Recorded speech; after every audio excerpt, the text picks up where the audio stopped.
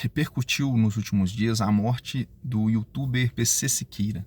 Ele que foi muito famoso no YouTube e, segundo as reportagens, o primeiro youtuber a fazer grande sucesso no Brasil, enfrentava depressão e foi envolto em diversas polêmicas nos últimos anos. Entre elas, um possível caso de exposição de fotos de crianças nuas. Mas o intuito desse vídeo não é entrar em polêmicas a respeito especificamente do PC Siqueira. Nesse vídeo eu quero quebrar 2 tabus a respeito de depressão, de angústia e de tristeza. O primeiro tabu que a gente precisa quebrar é aquele que diz que depressão, angústia, tristeza, coisas desse gênero são por ações demoníacas, são coisas do demônio, são opressões. Se a gente entender que toda vez que alguém está deprimido, está triste, está angustiado, essa pessoa está sofrendo ações demoníacas, a gente vai ter que aceitar que Jacó, Elias, Davi, Jeremias, diversos profetas e até Jesus sofreram opressões demoníacas, porque Jesus suou sangue no jardim do Getsemane, de tanta angústia que ele enfrentou ali. Davi tem diversos salmos que relatam angústia. Asaf, que também escreveu vários salmos, relata muita angústia. Elias chegou a pedir a própria morte por tristeza e sentimento de solidão e abandono.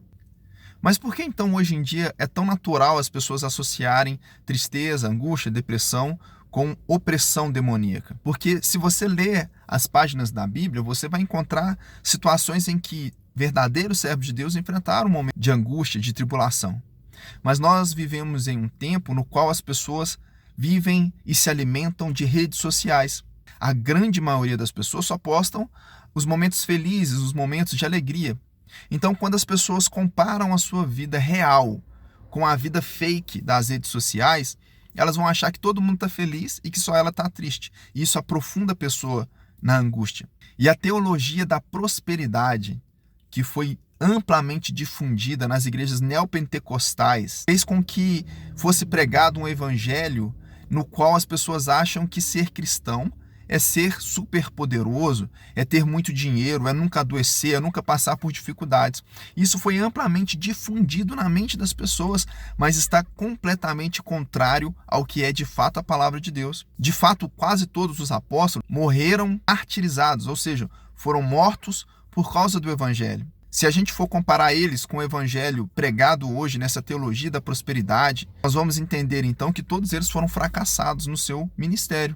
Não há problema nenhum em buscar prosperidade, em buscar riqueza, em alcançar, de fato, sucesso financeiro na vida.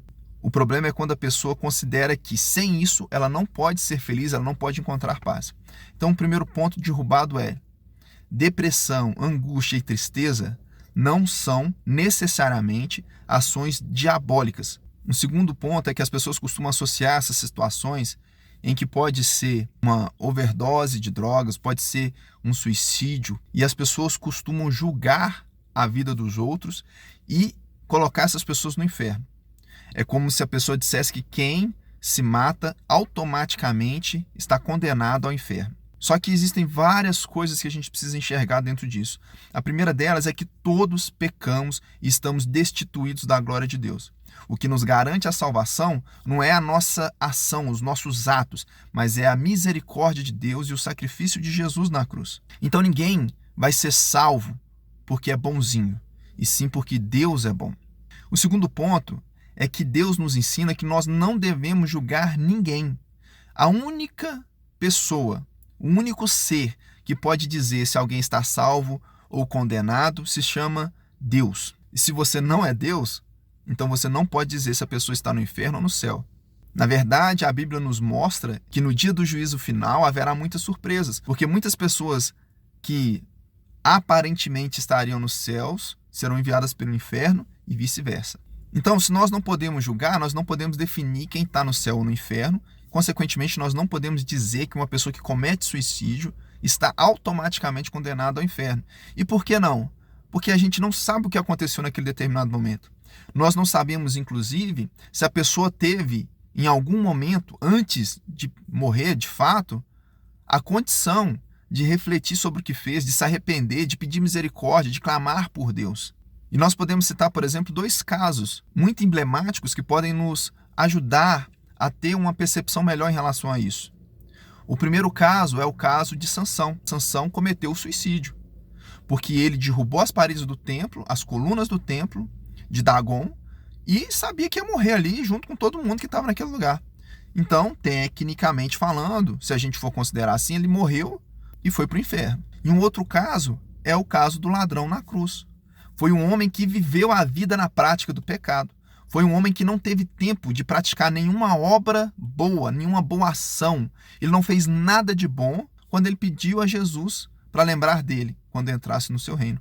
E Jesus declarou que ele estaria no paraíso. Ou seja, Jesus disse que ele seria salvo. Então, não julgue pessoas que você considera que está vivo ou que está morto, que vai para o céu ou que vai para o inferno, com base na sua percepção do mundo, com base na sua percepção até mesmo da Bíblia, porque tem coisas que Deus reservou para si. E uma delas é definir quem vai para o céu ou vai para o inferno. E para encerrar, um terceiro ponto é como tratar e curar a depressão. Em primeiro momento, a gente tem que entender que existem casos clínicos, médicos, bioquímica, coisas no cérebro da pessoa, no emocional, que precisam de tratamento. Então, se você está passando por um momento de angústia, de sofrimento, tristeza e dor, busque um atendimento médico. Não há vergonha nenhuma em buscar uma terapia, em buscar um psiquiatra. Faça isso em primeiro lugar e cuide da sua saúde. A Bíblia nunca desencorajou ninguém a buscar médicos. Então, busque isso. Paulo andava com Lucas, que era médico.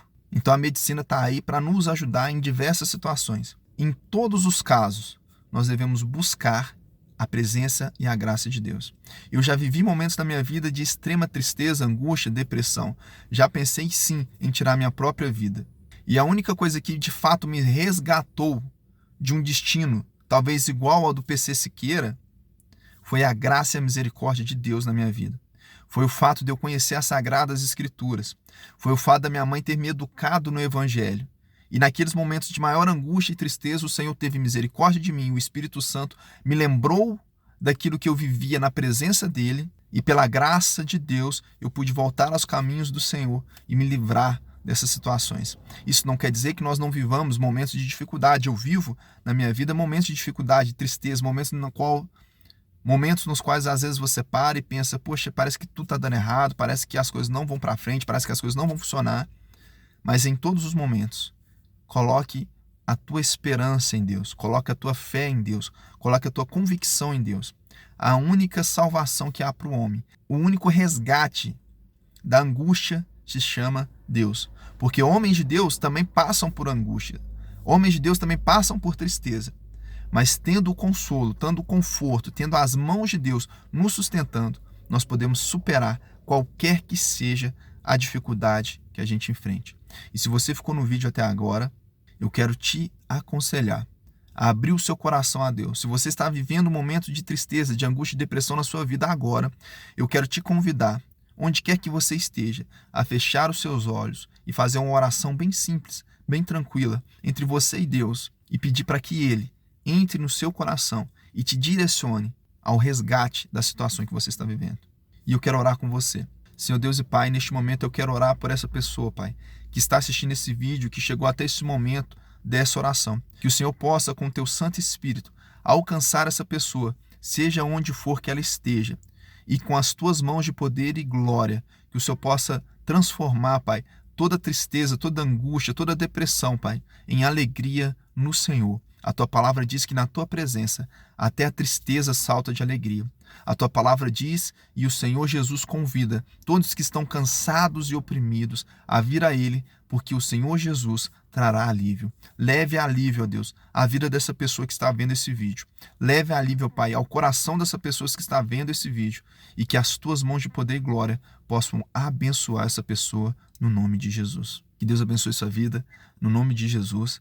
E se você gostou do vídeo, segue o canal, se inscreva, ative as notificações, porque nós sempre estaremos aqui falando do amor de Cristo, falando da palavra de Deus e associando isso com o mundo, com as coisas que acontecem no nosso dia a dia e refletindo sobre a vontade de Deus para as nossas vidas.